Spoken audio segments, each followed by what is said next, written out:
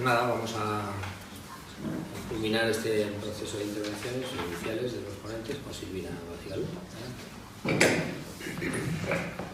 Hola, buenas tardes a todos. Muchísimas gracias a todos los asistentes que tenemos hoy aquí, que es un auditorio realmente, como decía Manuel, de una altísima calidad y por lo tanto la impone mucho las opiniones o reflexiones que hoy aquí hagamos. Yo voy a empezar por hacer algunas reflexiones generales para pasar luego a algunos puntos más concretos. Y en estas cuestiones generales empezaría casi por el título de la propia ley, el título que lleva la ley. Una ley de proyecto integral de lucha contra la corrupción y protección de los denunciantes.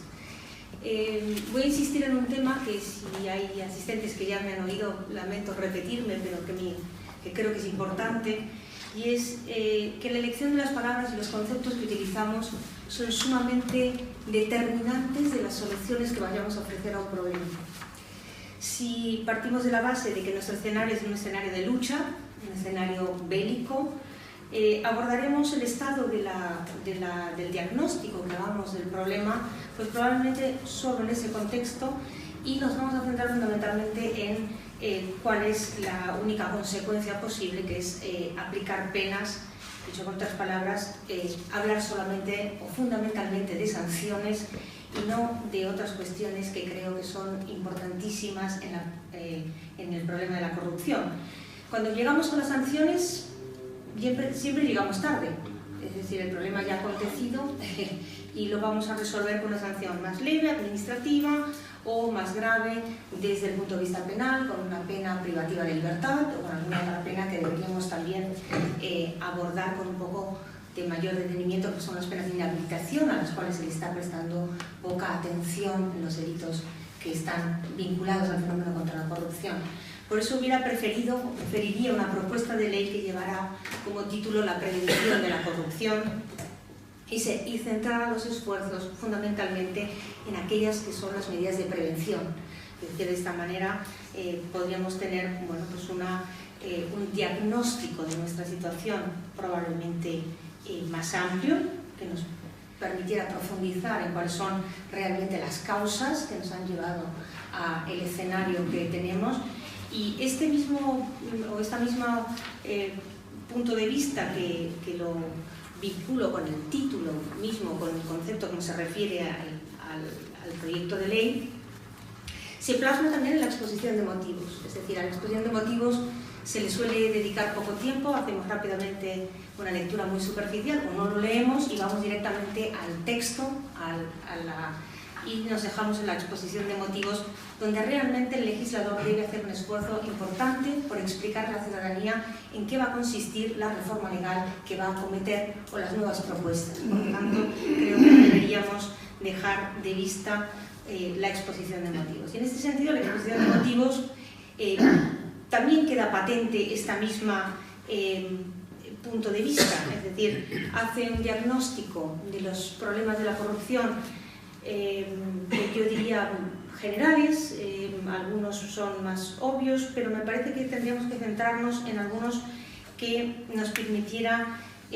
un análisis un poco más profundo. Si el diagnóstico consiste, como se manifiesta en la exposición de motivos, entre otras cuestiones, en que, tal y como han sostenido los expertos, la corrupción es proclive en todos aquellos estados en los que las administraciones públicas cuentan con un mayor número de empleados públicos que deben su cargo a un nombramiento político, como se señala al final de ese diagnóstico, pues yo diría que no lo compartiría como análisis del problema de la corrupción en España. Es decir, no es este nuestro problema, es un escenario posible, es una causa muy importante en muchos países de la corrupción, que tienen corrupción, La corrupción es un fenómeno global, pero las causas que en cada país llevan a la corrupción son, yo creo, muy distintas. En España tenemos un sistema de acceso a la función pública probablemente muy mejorable, de oposiciones, que tendremos que mejorar, que hay que revisar, que hay que sobre todo actualizar,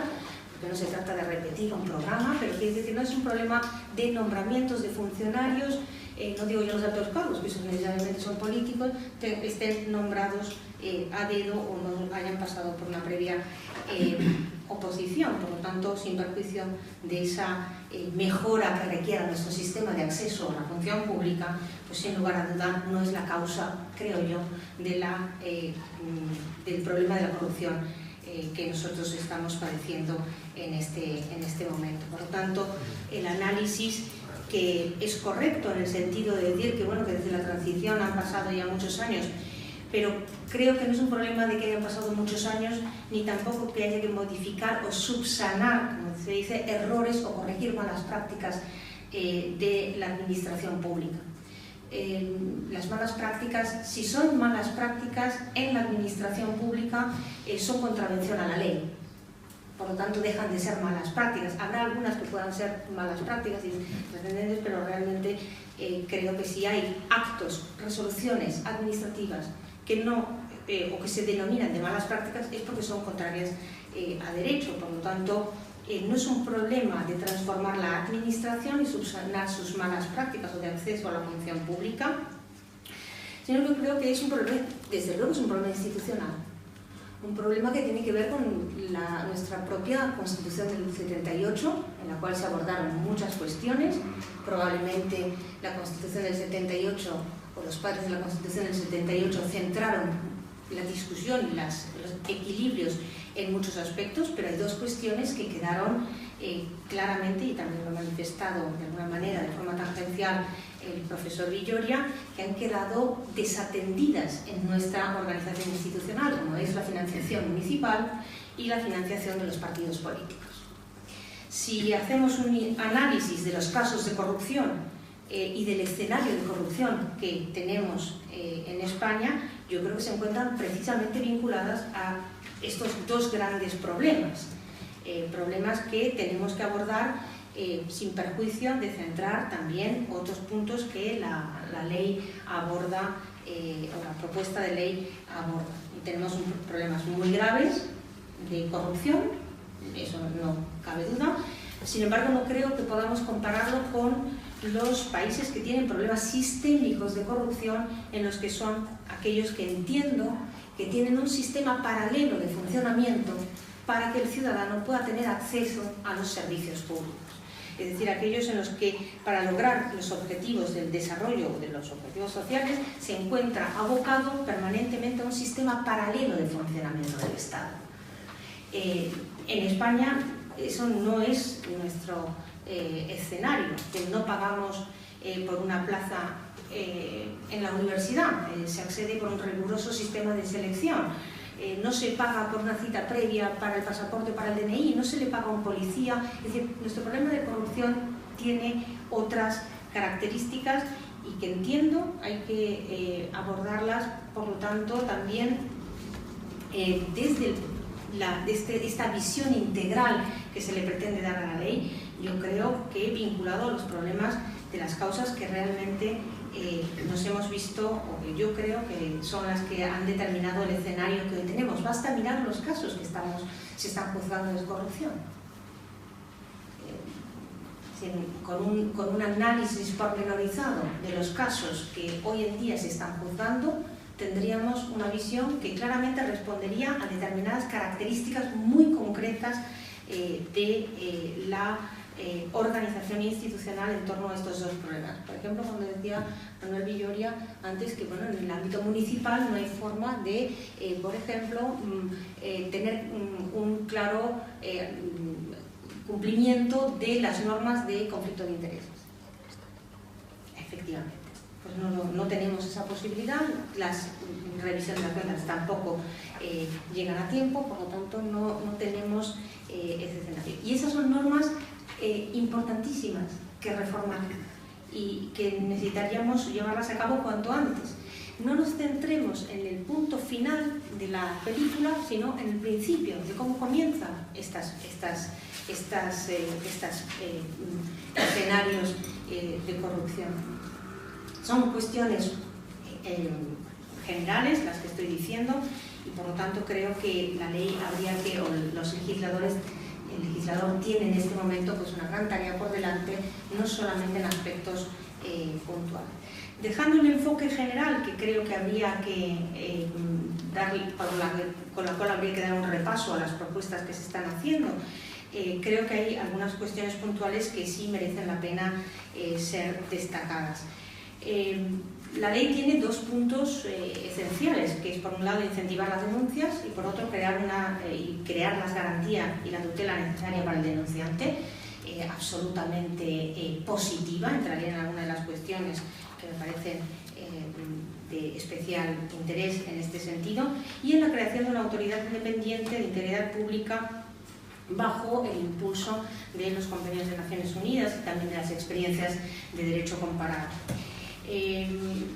A pesar de ello, y aunque, como bien explicaba Elisa, nace con la pretensión de abordar el problema dentro de las administraciones públicas, es evidente que no nos podemos olvidar de que en estos casos no solamente está la administración pública, hay otros actores, y por lo tanto, si no tengo esos actores en cuenta de esa realidad, difícilmente voy a poder tener una regulación que al final resulte eficaz y nos resulte satisfactorio para resolver el problema que queremos abordar. Por eso, en ese sentido, creo que nace con una cierta limitación cuando se deja fuera la posibilidad de denuncias de otros particulares. Es verdad, siempre cabe la posibilidad de ir a la Fiscalía por otro tipo para realizar estas denuncias, pero no estaría de más que, de la misma forma que cuando hablamos de la autorregulación en el ámbito empresarial y decimos que para la prevención de los riesgos penales en la empresa no solamente hace falta un canal de denuncia interno, sino que necesitamos también tener ese canal de denuncia externo, porque en algunas conductas, y fundamentalmente en el ámbito de corrupción, cuando nos vamos a enterar no es desde dentro, sino será fundamentalmente desde fuera. Creo que las denuncias de fuera tienen una importancia que no podemos restar en este sentido. Tiene algunas, no sé si llamarlo exactamente contradicciones, pero sí solapamientos, por lo menos con el marco legal preexistente, y por eso creo que el marco de actuación en algunos puntos termina siendo limitado o no limitado, es decir, no permite toda la expectativa que la ley pretende. No nos tenemos que olvidar que los funcionarios públicos tienen la obligación por ley, tienen el deber de denunciar. Es decir, así lo establece también la ley de enjuiciamiento criminal, y por lo tanto, si tienen conocimiento de un delito, tienen que denunciarlo. Otra cuestión es la protección. No quiero que mezclemos las dos cuestiones, pero desde luego tenemos un deber de denunciar. Es decir, en España la denuncia no es una facultad, sino un deber del funcionario. Y por lo tanto, hay que también advertir que está castigada la denuncia falsa como un delito, que está castigada también el no decir verdad como testigo. Por lo tanto, tenemos un elenco de normas que ya cubren algunas de estas cuestiones. ¿Qué es lo que habría que revisar? Pues probablemente la sanción que se impone por estos delitos o por el cumplimiento del deber de no denunciar. Tiene estipulada una pena de multa o una multa en el ámbito administrativo cuando es la denuncia, que es francamente ridícula a estas alturas, y por lo tanto requeriría esa reforma, una reforma de la sanción que trae hoy en día aparejada. Probablemente también habría que revisar también el Código Penal en los delitos contra las administraciones públicas y las penas de inhabilitación. Las penas de inhabilitación que probablemente pudieran ser muchísimo más eficaces que la pena privativa de libertad. Y con esto quiero decir que lo entiendan en el buen sentido, no quiero decir que no haya que tener una pena privativa de libertad. Dije esto mismo en otro foro y el titular fue que me parecía que los delitos de funcionarios no debían llevar aparejados penas privativas de libertad. Bueno, ese no es el titular de lo que quiero decir, evidentemente. Lo que quiero decir es que hay que dotarlo de unas penas de inhabilitación para cargo y funciones públicas que tengan las características, en este caso si son de corrupción, son este tipo de delitos, podemos hasta pensar en penas de inhabilitación absoluta. Es muy grave, yo diría que es más grave que una pena corta privativa de libertad. Una pena privativa de libertad de 1 año se puede suspender la ejecución por diversas razones, pero la inhabilitación absoluta para ejercicio de cargo público es de por vida. Usted no vuelve a la administración pública.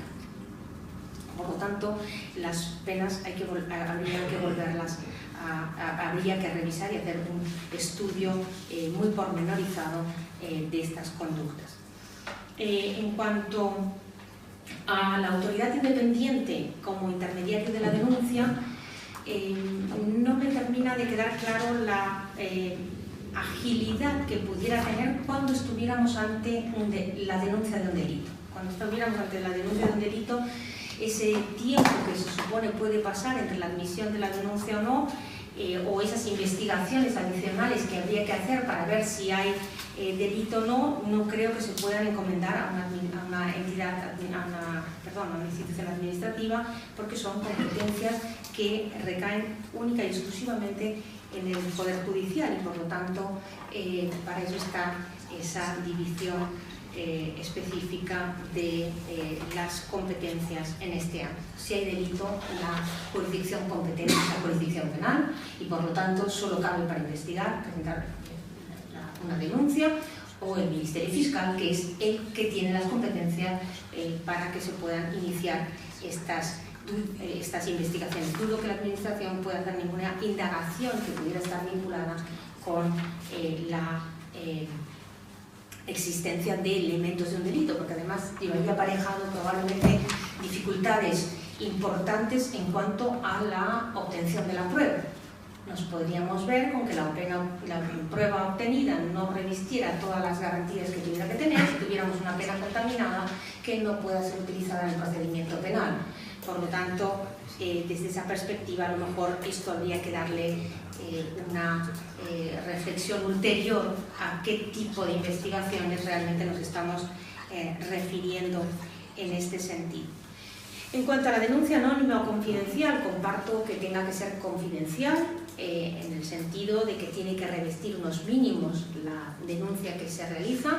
Esto no significa, ni mucho menos, que las denuncias anónimas no tengan ninguna virtualidad, es decir, cuando se recibe una denuncia anónima en la Fiscalía se hace una investigación, es una noticia criminis y por lo tanto de oficio se puede iniciar unas investigaciones procedentes. Si la denuncia es netamente anónima, evidentemente como prueba de cargo será difícil poderla utilizar y por lo tanto requerirá siempre que tengamos otro tipo de elementos de prueba adicionales que puedan surgir en el ámbito de la investigación. Pero en todo caso son situaciones en las que la denuncia anónima puede ser también tenida en cuenta como esa noticia criminis. Cuando se hablaba de las denuncias anónimas y confidenciales se refería Elisa a la buena fe y la buena fe del denunciante. Bueno, no tenemos que confundir buena fe con del denunciante, que es correcto en ese sentido tenerlo en cuenta de esa manera, con las denuncias falsas, que pueden ser o infundadas o en las que no se dice verdad, en las cuales lógicamente no tiene nada que ver con estas denuncias a las que se refería Elisa en este sentido. Desde luego, la propuesta de protección de denunciantes es una propuesta ambiciosa, es una propuesta más que correcta y sobre todo yo diría altamente necesaria. Es decir, no cabe duda que las represalias en el derecho vigente son absolutamente ilícitas y serían incluso constitutivas de delito, por no decir ya delitos de coacciones, amenazas, acoso laboral, pero sin embargo la propuesta va mucho más allá y me parecen importantes destacar, por ejemplo, las de la posibilidad de solicitar un traslado laboral, las de las excedencias con plenos derechos laborales, el asesoramiento jurídico a un denunciante, que parece esencial, por lo tanto, más que bienvenidas y positivísimas en ese sentido. No cabe duda que gran parte de estas propuestas se podrían haber también implementado a través de una reforma importante de la Ley 1994 de protección de testigos. Creo que en todo caso es una ley que no tenemos que olvidar que existe, que también requiere una reforma urgente y que convendría a lo mejor unificar para no tener esta dispersión legal de todos estos temas. Otra cuestión que sí creo que sería importante abordar es los delitos de obstrucción a la justicia que no están siendo suficientemente tratados en algunos puntos. Es verdad que tienen unas penas de 1 a 4 años y penas de inhabilitación, pero habría que incluir en estos delitos no solamente la obstrucción a la justicia con cualquier tipo de intento de evitar denuncias o de actuar sobre eventuales denunciantes cuando es un riesgo para la vida, la integridad física, la integridad sexual o los bienes, la propiedad de los denunciantes, sino también aquí incluir todos aquellos que tengan que ver con las represalias dentro del ámbito laboral, que no están incluidas y que lógicamente sería importante incluirlas en el propio delito del artículo 464 del Código Penal. Y para terminar, dos referencias muy rápidas a dos cuestiones que hizo alusión Rodrigo y que me gustaría comentar. Una, porque me ha hecho la alusión de que me parecía el delito de incremento no justificado de patrimonio, de ganancias ilícitas o ganancias injustificadas. En principio, el origen de estos delitos o de la introducción de estos delitos ha tenido lugar en países que han tenido crimen organizado, fundamentalmente en Italia por la mafia, en Colombia por el tráfico de estupefacientes, es decir, países que tenían unas problemáticas del dinero ilícito distinto al que estamos abordando ahora. No creo que sea incompatible con el principio de presunción de inocencia si se regula adecuadamente. Es decir, no puede conllevar en ningún caso presunción de culpabilidad. Me siento discrepar, pero presunciones de culpabilidad y delitos de responsabilidad objetiva en el derecho penal moderno y en el derecho penal continental europeo, a diferencia de lo que puede ocurrir en el derecho anglosajón, desde luego me parece que atentan contra todos los principios que hemos estado desarrollando y generando más de 2 siglos de garantías en ese sentido. Lo que puede haber es una presunción de un hecho, que no es lo mismo que presunción de culpabilidad. La culpabilidad habrá que valorarla conforme a las reglas pertinentes y, por lo tanto, es un problema de una finísima definición por parte del legislador de la conducta típica para que, precisamente, no se vulnere el principio de presunción de inocencia y, por lo tanto, no exista una presunción de culpabilidad que en el derecho penal vigente, a mi modo de ver, es inviable. Y por último, la supresión de los plazos de instrucción de la reforma que hubo en el ámbito de la ley de enjuiciamiento criminal, reduciendo la instrucción a los 6 meses. Probablemente haya que hacer mayores reformas de la ley de enjuiciamiento criminal. Tenemos una mala práctica en este sentido, y es una mala práctica, no es contraria a la ley, pero es una mala práctica de larguísimas instrucciones, cuando lo que la ley de enjuiciamiento criminal lo que dice es que la instrucción sirve para la preparación del juicio oral, que es el que realmente el momento procesal oportuno para dirimir la prueba, para la inmediación y para dictar sentencia. Por lo tanto, bastaría con que en la instrucción hubiera elementos suficientes para llevarlos a juicio. Nuestro sistema, en la práctica, resulta contrario a las... no contrario a las disposiciones, pero sí al modelo. Es decir, tendríamos que tener una instrucción con las mismas normas que tenemos ahora mismo, más corta la instrucción, más largo el juicio oral. Tenemos instrucciones que duran años y juicios que se ventilan en una semana intensa de juicio. Y no es exactamente así como debería funcionar una correcta división entre instrucción y juicio. Hoy en día, ¿cómo se salva esta situación? Y por lo tanto creo que en los casos que estamos, o que en la primera impresión que se tuvo, esto va a tender a la impunidad en muchos casos, es que el Ministerio Fiscal inmediatamente pide prolongación de la investigación, calificando el caso como complejo. Por lo tanto, casos que a lo mejor no son complejos, ahora van a ser todos casos complejos, porque en 6 meses realmente no es imposible instruir este tipo de delitos complejos. Los delitos económicos, desde luego, difícil de instruir en 6 meses, los de corrupción mucho más, y si tenemos pendiente comisiones rogatorias, muchísimo más. Por lo tanto, el escenario y, sin embargo, se ve abocado ahora sí a una mala práctica de convertirlos en complejos para lograr la ampliación del plazo que se puede ampliar a un tiempo prudencial que supera con creces más de año y medio. Por lo tanto, estas serían un poco las reflexiones o pinceladas, porque en 10 minutos no es posible más que dar unas brevísimas pinceladas. Decir que la ley, en todo caso, me parece necesaria. Me parece que el legislador, si hay un problema que tiene que abordar, es me parece un buen punto de partida, y sin duda muchas cuestiones que no he podido ver todas las enmiendas parlamentarias que se han presentado hasta ahora, pero que supongo darán un texto definitivo que aborde también algunas de las cuestiones que a lo mejor hemos estado, preocupaciones que hemos tenido en la mesa de hoy. Muchas gracias.